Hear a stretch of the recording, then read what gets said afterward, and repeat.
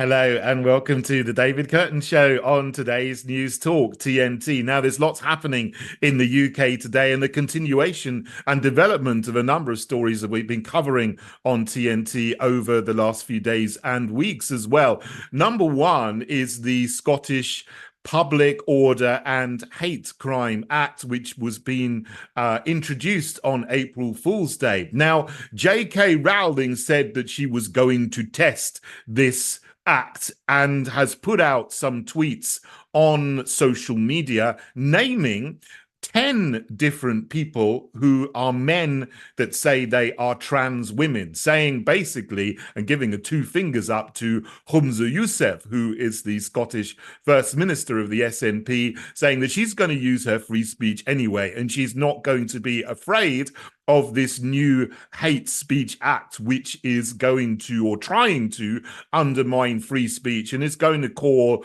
a man and a woman, basically sticking to basic biological facts. She's even had the backing of the UK Prime Minister, Rishi Sunak. I'm not a fan of him, but on this issue, he is correct. There is biological sex. There is not something called gender, which you can change at will. This law coming in seems to want to make that law, make that opinion, a criminal offence under the auspices of stirring up hatred. But the police in Scotland have said that they are not going to pursue prosecution against J.K. Rowling, which is actually a good thing and common sense. Now, it remains to be seen if someone else who has less of a public profile does the same thing, and they say the same thing as well, that they're not going to pursue this and press charges. But in the meantime, it seems to me a complete and utter waste of time and money for Police Scotland to have to go and investigate every single report of what somebody says is stirring up hatred when that is not even properly defined in law. The police should be going after real crimes: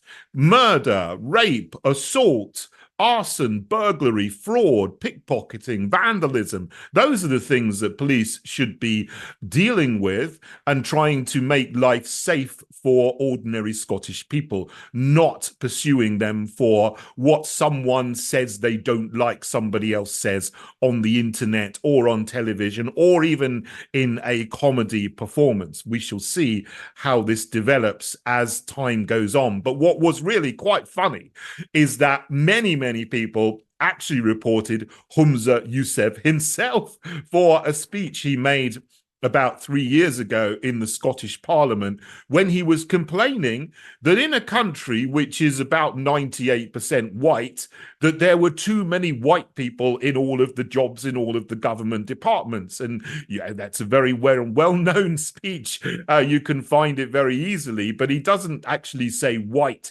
He seems to spit out the word white, as though he actually has some genuine hatred for white people. I don't know for sure, but that does seem like he has a lot of animosity to people who are white in the speech. That was apparently reported dozens or hundreds of times, but the police had to make a statement about that as well, that they're not going to investigate Humza Yousaf because they're not going to apply this law retrospectively for things that he said before the 1st of April 2024. It remains to be seen whether Humza Yousaf repeats anything like that and gets himself into a bit of hot water himself. I certainly hope so, and I hope that this act collapses under its own weight.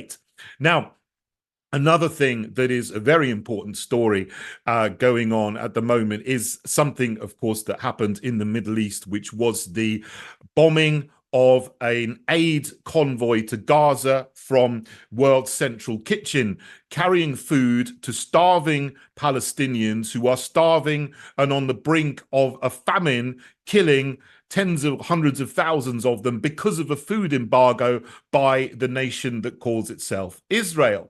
And this nation of Israel decided that they were going to drop some bombs on a food convoy, and they killed 7 aid workers, Australians, Polish, and British, 3 British Veterans were among the aid workers that were killed. So this has now obviously got ramifications in the UK, and it is in all of the media outlets today, because even our unelected Foreign Secretary David Cameron has made a statement calling this unacceptable.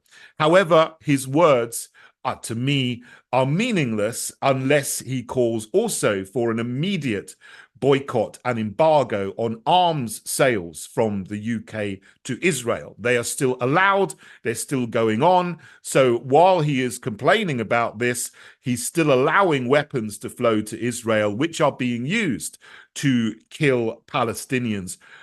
Over half of the number that have been killed, of course, are women and children, completely innocent, have never had the choice to vote in an election. They're just born there, and they're born into this terrible circumstance that they find themselves in, and life is being made worse every day by the actions of the nation that calls itself Israel.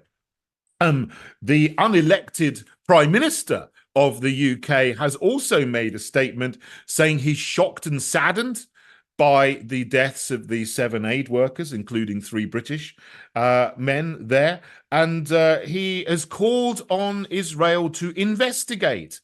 This is a little bit like asking a murderer to investigate his own murder, and they will come up and make all kinds of breast-beating statements. Oh, this was an accident. They've already said this was a mistake, but it does not really a mistake, because it goes along with now 6 months of bombardment, shelling, and slaughter of the Palestinian people in Gaza, which is completely disproportionate to anything that happened on October the 7th. This needs to be stopped. And if anything good comes out of this, maybe this will be a wake-up call to people who so far have still supported Israel's collective punishment of the people of Palestine, and it will make them stand up and say, enough is enough. We must have a ceasefire now.